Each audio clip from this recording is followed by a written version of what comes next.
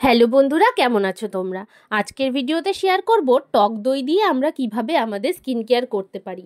আর শুধু স্কিন কেয়ারই না, এত ভালো স্কিন কেয়ার যে এই টক দই যদি আমরা এমনভাবে ব্যবহার করি, যেভাবে ব্যবহার করলে আমাদের স্কিনের ওপর থেকে দাগ-ছোপ সম্পূর্ণ চলে যাবে। বিশেষ করে ট্যান পড়ার সমস্যা, সানবার্ন কিন্তু একদম দূর হয়ে যাবে। তার সাথে যদি কোনো হাইপার পিগমেন্টেশন থাকে, স্কিনের মধ্যে কোনো হরমোনাল চেঞ্জেসের জন্য পিম্পল থাকে, সেগুলো কিন্তু একদম দূর হয়ে যাবে। তাহলে এটা বানানোর জন্য প্রথমে আমাদের নিতে হবে বেসন। আমাদের যে রান্নাঘরে ভাজা খাওয়ার বেসন ব্যবহার করা হয়, সেই বেসনই আমি নিয়ে নিচ্ছি। আমি একবারের মতো করে বানাবো, সেই পরিমাণ মতোই আমি কিন্তু বেসন নিচ্ছি, যাতে জিনিসটা ওয়েস্ট না হয়। তোমরা কিন্তু এটা বানিয়ে রেখেও দিতে পারো 2 থেকে 3 দিন। এর মধ্যে নিয়ে নিলাম অল্প একটু কস্তুরি হলুদ, আর দিয়ে দিচ্ছি গোলাপ জল। এখানে কিন্তু আমরা কোনো ব্যবহার করব না নর্মাল জল, শুধু গোলাপ জল দিয়েই এটা হবে। এর মধ্যে নিয়ে নিচ্ছি হাফ চামচ মতো টক দই। এটাই কিন্তু আজকে আমাদের মেন ইনগ্রিডিয়েন্ট। এবার প্রথমে আমি এই পুরো জিনিসটাকে মিশিয়ে নেব। এই জিনিসটা কিন্তু একটু ড্রাই হবে, কারণ গোলাপ জল আমি একদমই অল্প ব্যবহার করেছি। একদম যখন জিনিসটা মিশে যাবে, মানে একটা দানা দানা মতো হয়ে যাবে, তখন আমরা এর মধ্যে আরেকটু গোলাপ জল অ্যাড করে দেব, যাতে একদম ভালো মতো করে একটা পেস্ট তৈরি হয়ে যায়। এই পেস্টটা যে স্কিনের জন্য কতখানি উপকারী, সেটা তোমরা একবার ব্যবহার না করলে বুঝবে না। বিশেষ করে আমি বলছি সান ট্যানিংয়ের কথা।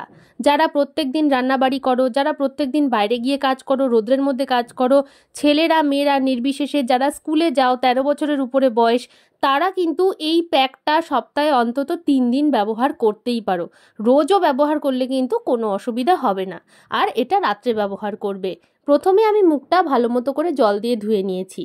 কোনো প্যাক ব্যবহার করার আগে অবশ্যই মুখটাকে আগে পরিষ্কার করে নেবে, ফেস ওয়াশ দিয়ে না, নর্মাল জল দিয়ে, বা টোনিং করে নেবে গোলাপ জল দিয়ে। এবার আমি একটা ব্রাশ দিয়ে এই প্যাকটা সারা মুখের মধ্যে ভালো মতো করে লাগিয়ে নেব। তোমাদের যাদের নারকোল তেল শ্যুট করে, তারা এর মধ্যে একটু নারকোল তেলও দিতে পারো ময়শ্চারাইজেশনের জন্য। আমি কিন্তু নারকোল তেলটার মধ্যে ব্যবহার করিনি, করলেও করতে পারতাম। খুব ভালো মতো করে এটাকে আমি অ্যাপ্লাই করছি। যদি তোমাদের ছুটির দিনে এটা ব্যবহার করার হয়, তোমরা সারা বডিতে এটা ব্যবহার করতে পারো স্নানের আগে, যদি তোমাদের কোথাও বাইরে যাওয়ার না থাকে। কারণ একটা দিন মুখটা রেস্ট পাওয়া খুব প্রয়োজন। পিঠে, গলায়, হাতে, পায়ে, ডার্ক আন্ডারআর্মসে কিন্তু তোমরা এটা ব্যবহার করতে পারো। হঠাৎ করে কোনো বিয়েবাড়ি পড়ে গেল, এটাকে ইউজ করে চলে গেলে মুখের মধ্যে যে কি গ্লো আসবে, তোমরা একবার ব্যবহার না করলে বুঝতে পারবে না। এটাকে ঠিক 10 মিনিট রাখবো। 10 মিনিট পরে মুখটা কিন্তু সেমি ড্রাই হবে। তারপর একটা চামচের পেছন দিয়ে এটাকে ঠিক এইভাবে তুলে নেব। সাথে একটা টিস্যু পেপার নিয়ে নেব, যার মধ্যে এই চামচটাকে আমরা মুছে নেব। এই টেকনিকটাকে বলে গুয়াশা টেকনিক। তোমাদের আগেও বলেছিলাম, গুয়াশা একটা পাথর পাওয়া যায় স্কিন কেয়ারের জন্য, যেটা আপাতত আমার কাছে নেই, কিন্তু একসময় আমি খুব ইউজ করতাম। এইভাবে যদি করি, তাহলে মুখের ওপরে যে এক্সট্রা ডিপোজিটসগুলো হয়, যেরকম ব্ল্যাক হেডস, হোয়াইট হেডস, সেই জিনিসগুলো কিন্তু খুব সহজেই রিমুভ হয়ে যায়। আর এটাকে যদি আমি আরেকটু টাইট করি, তাহলে কিন্তু এটাকে ঘষে ঘষে তুললে আনওয়ান্টেড হেয়ারগুলো ফেসের উপর থেকে উঠে যায়। তবে এটাকে এইভাবে পরিষ্কার করলে কিন্তু আরও একটা কাজ হয়, সেটা হচ্ছে ব্লাড সার্কুলেশন আর এক্সফলিয়েশন। আলাদা করে স্ক্রাব করার কোনো প্রয়োজন হয় না।